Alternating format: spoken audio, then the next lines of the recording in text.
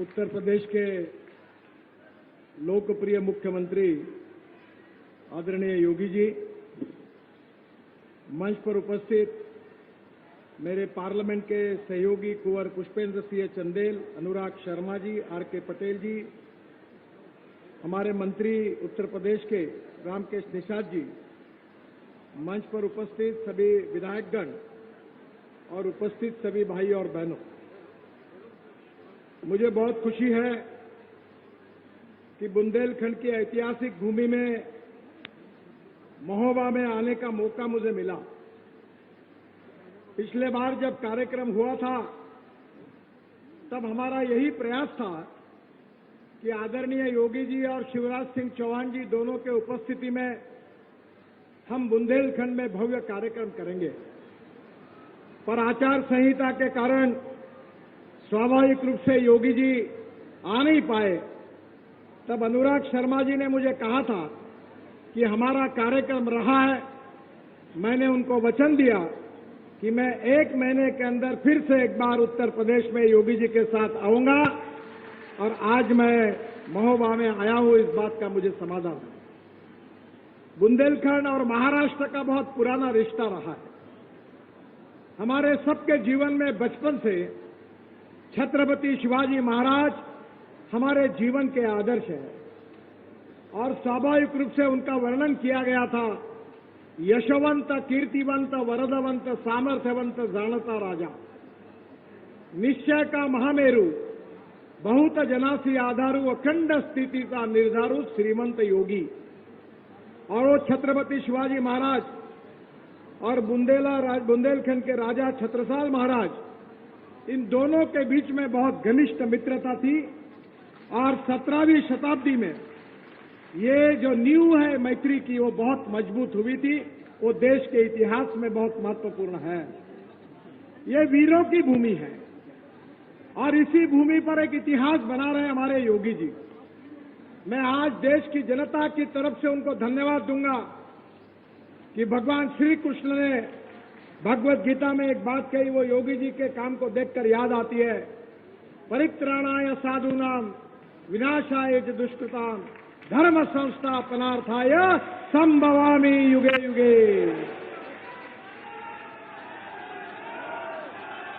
राजा ऐसा होना चाहिए जो मां बहनों की रक्षा करने वाला चाहिए। राजा ऐसा होना चाहिए जो सज्जनों की रक्षा करने वाला चाहिए। राजा ऐसा चाहिए जो अन्याय करने वाले को उखाड़ कर फेंकने वाला चाहिए, जो दुर्जनों को और दुष्ट लोगों का संहार करने वाला चाहिए। यही भगवान श्री कृष्ण में गीता में संदेश था। योगी जी, मैं आपको देश की जनता की तरफ से धन्यवाद देता हूं कि सज्जन शक्ति की रक्षा करने के लिए धर्म के कर्तव्य के अनुसार आचरण करते हुए जो दुराचारी, दुर्जन और दुष्ट थे, जो गरीबों का शोषण कर रहे थे, जो अन्याय और अत्याचार कर रहे थे, गलत मार्ग से अवैध संपत्ति कमा रहे थे, उनके ऊपर आपने बुलडोजर घुमाकर देश में आदर्श प्रस्तावित किया। मैं उत्तर प्रदेश की जनता तो आपके ऊपर खुशी है। मैं देश की जनता की तरफ से आपको बहुत बहुत धन्यवाद देता हूं, आपका अभिनंदन करता हूं, और आप इसी कार्य से आगे जाएंगे तो सही में अयोध्या में राम मंदिर तो अब निर्माण हो गया है, पर देश में राम राज्य निर्माण होगा, ये मेरा विश्वास है। मुझे बहुत खुशी है कि बहुत से महत्वपूर्ण रास्ते आज हुए हैं, सबकी बात करने के लिए समय नहीं है। झांसी से खजुराहो का मार्ग 2800 करोड़ रुपए का 173 किलोमीटर 4 लेन, जो होने से 8 घंटे का समय लगता था, अब 2.5 से 3 घंटे में जाना होगा। झांसी से छाती पहाड़ी तक 1410 करोड़ की लागत से 76 किलोमीटर का लोकार्पण हो रहा है। और मुझे और एक प्रार्थना योगी जी को करना है कि विशेष रूप से ये जो मार्ग है ये बहुत महत्वपूर्ण है, और इसी में हमने इस मार्ग में निवाड़ी जिले में निवाड़ी भाटा में 2 हेक्टेयर क्षेत्र में वेस्ट एंड इम्यूनिटी बनाई है। और मैं आपसे अनुरोध करूंगा कि इसमें हम आपको जगह देंगे।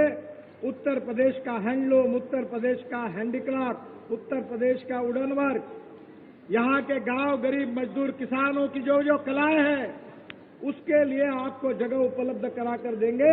आपकी उत्तर प्रदेश की सरकार की ओर से वहां आने वाले पर्यटकों को उत्तर प्रदेश की कला की जानकारी मिले, इसलिए भव्य पैवेलियन तैयार करिए।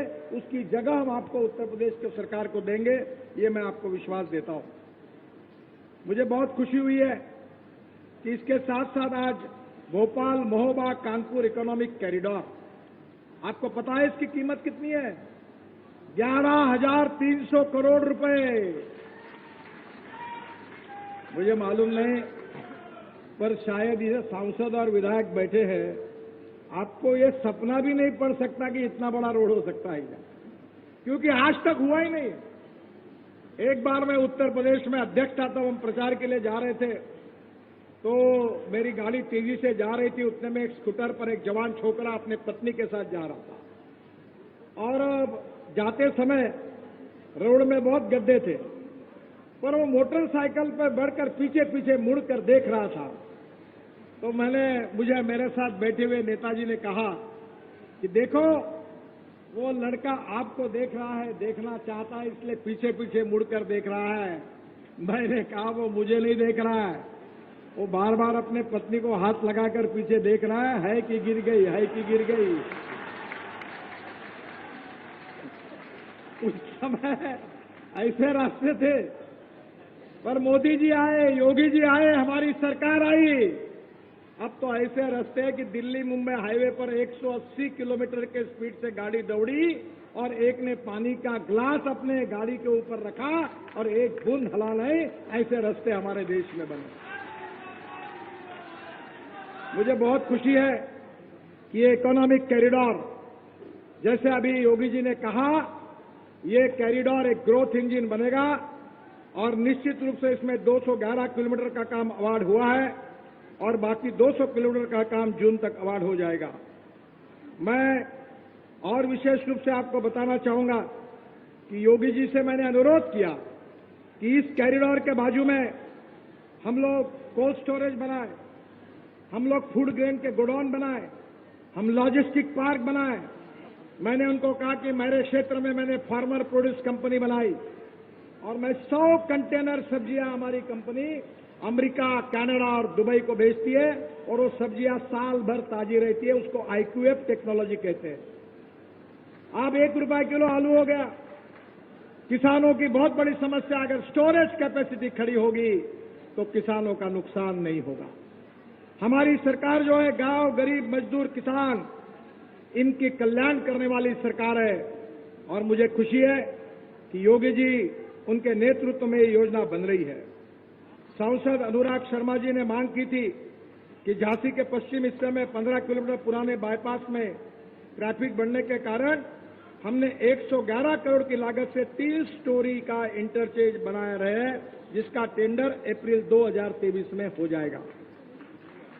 पहले तल में फ्लाईओवर बनेगा, दूसरे तल में एट ग्रेड जंक्शन बनाया जाएगा ग्वालियर से शिवपुरी के लिए, पहले इसमें झांसी से ग्वालियर के लिए, और भूतल में अंडरपास बनाया जाएगा जिससे कानपुर से शिवपुरी आने जाने के वाहन गुजरेंगे।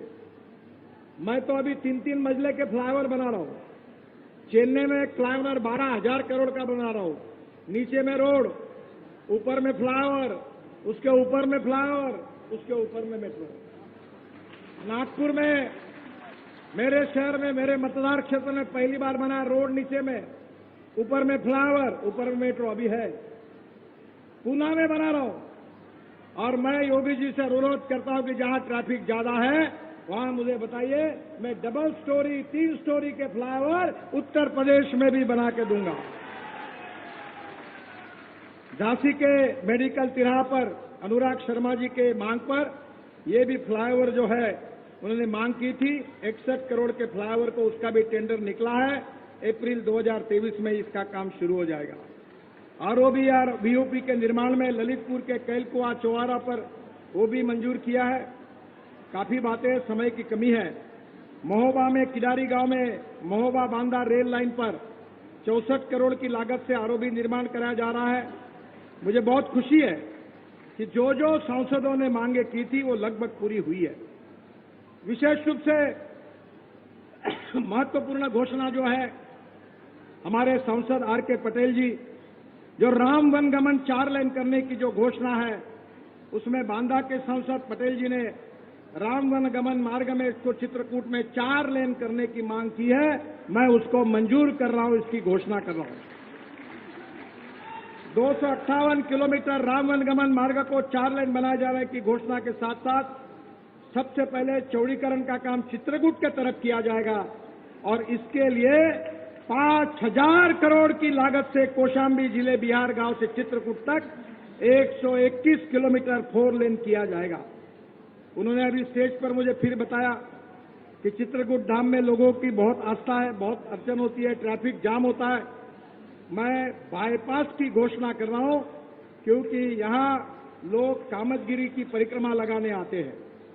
चित्रकूट में 200 करोड़ की लागत से 15 किलोमीटर 4 लेन बाईपास बनाने को मैं मंजूर करने की घोषणा कर रहा हूं। अरतरा में 15 किलोमीटर 4 लेन बाईपास बनाने की भी घोषणा मैं कर रहा हूं और महोबा में 18 किलोमीटर 4 लेन बाईपास बनाने की भी मैं घोषणा कर रहा हूं। प्रयागराज से मिर्जापुर 4 लेन करने के लिए मैं निश्चित रूप से NH-76E पर इस मार्ग के चौड़ीकरण से प्रयागराज और मिर्जापुर का यातायात होगा, उसकी भी घोषणा करता हूं।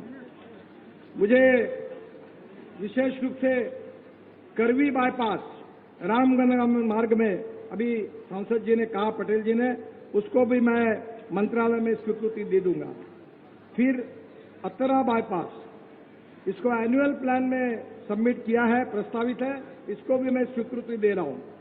फिर जो हमारे कार्य में विशेष रूप से मंत्रालय में जो आरओबी है आपका, उसके लिए सीओए सेतु स्वीकृति के लिए वो भी शीघ्र दी जाएगी, ये भी बात मैं घोषित कर देता हूं। मुझे बहुत खुशी है कि उत्तर प्रदेश लगातार विकास कर रहा है। उत्तर प्रदेश में योगी जी के नेतृत्व में इंडस्ट्री आ रही है, सिंचाई बढ़ रही है और हमारे देश में इसका बहुत बड़ा महत्व है। देश के विकास का जो मापदंड होता है उसको जीडीपी कहते हैं, सकल उत्पन्न। हमारे देश में 12% सकल उत्पन्न जीडीपी केवल एग्रीकल्चर सेक्टर से आता है और जो लोक संख्या आबादी है वो 65% हमारे खेती पर निर्भर है। हमारे देश में 22% मैन्युफैक्चरिंग सेक्टर से जीडीपी कंट्रीब्यूट होती है और 52 से 56% ये सर्विस सेक्टर से आती है। पर मुझे याद है कि मैं वाटर रिसोर्सेज मंत्री था तब केन बेतवा ये महत्वपूर्ण प्रकल्प योगी जी और शिवराज जी के साथ मैंने चर्चा करके मार्ग निकालने की बहुत कोशिश की थी। मुझे आज खुशी है कि आज दोनों राज्यों में इसके बारे में अंडरस्टैंडिंग हो गया है और जिसके कारण उत्तरा विशेष रूप से बुंदेलखंड सुखी, समृद्ध और संपन्न बनेगा, यही मेरा विश्वास है।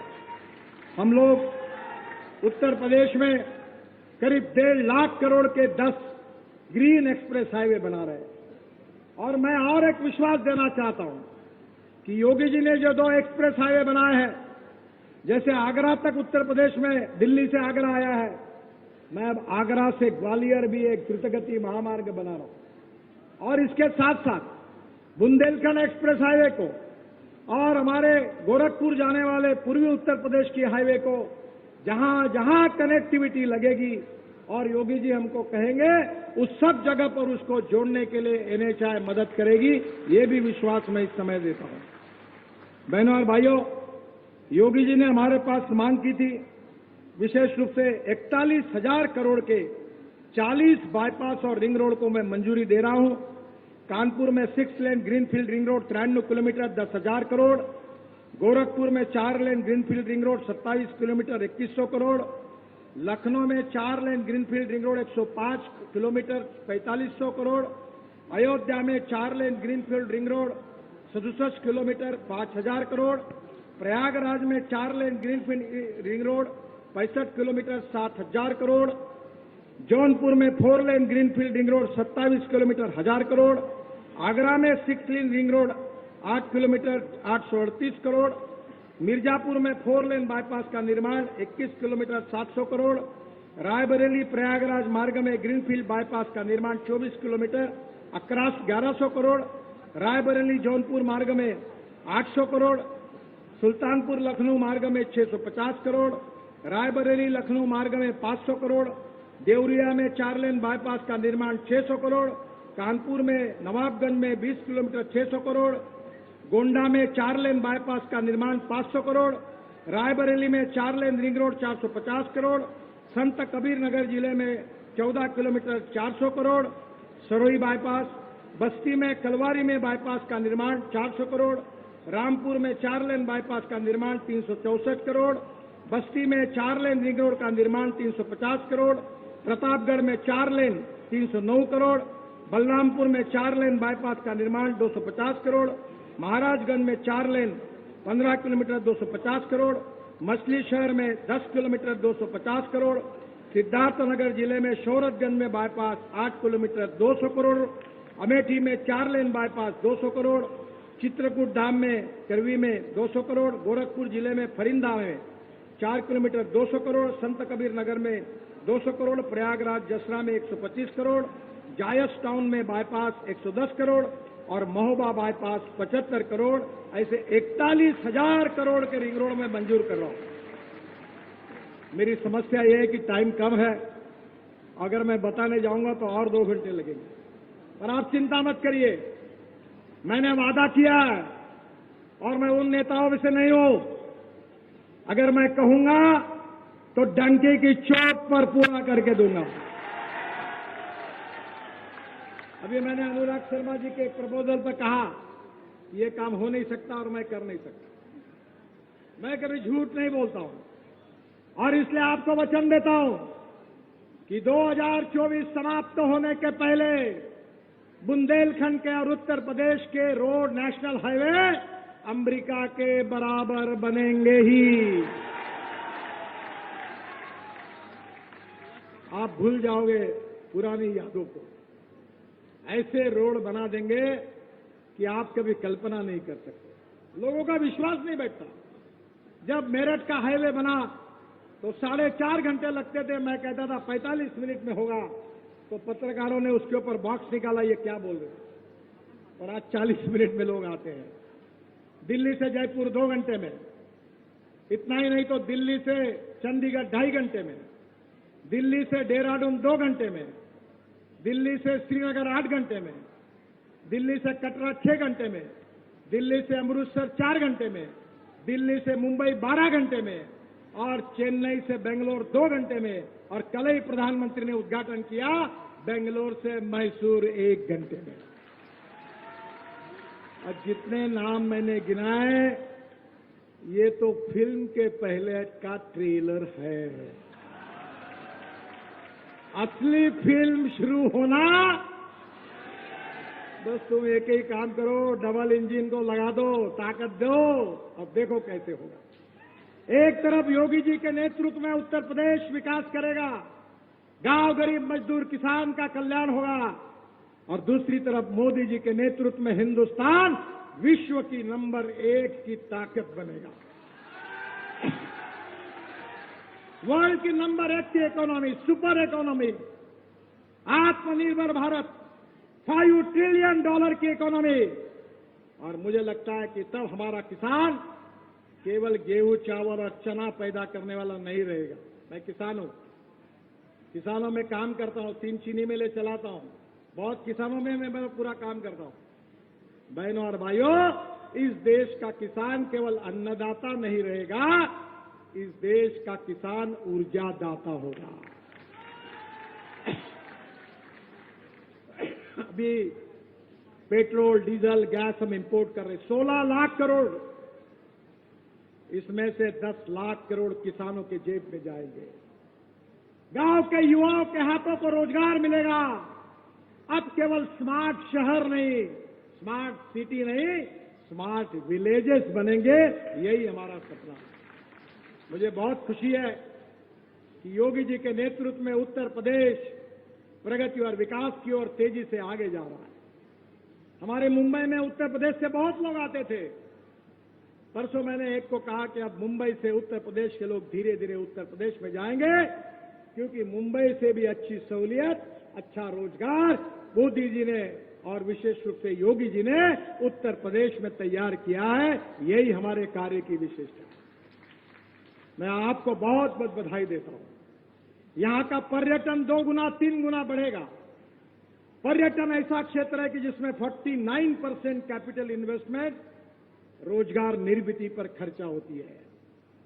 आपको रोजगार निर्माण करना, युवाओं के हाथों को काम देना, किसानों को उनको फसल के सही दाम देना, गरीबी को दूर करना और देश को सुखी, समृद्ध, संपन्न और शक्तिशाली एक दुनिया की महाशक्ति बनाना, यही भारतीय जनता पार्टी का सिद्धांत है और यही हमारा सबका मिशन है।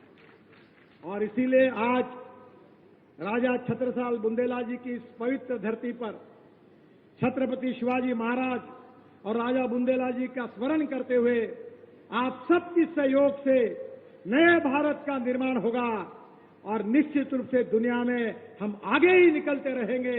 यही विश्वास व्यक्त करते हुए आप सबको बहुत बहुत बधाई देते हुए मैं अपनी बात को समाप्त करता हूं। धन्यवाद।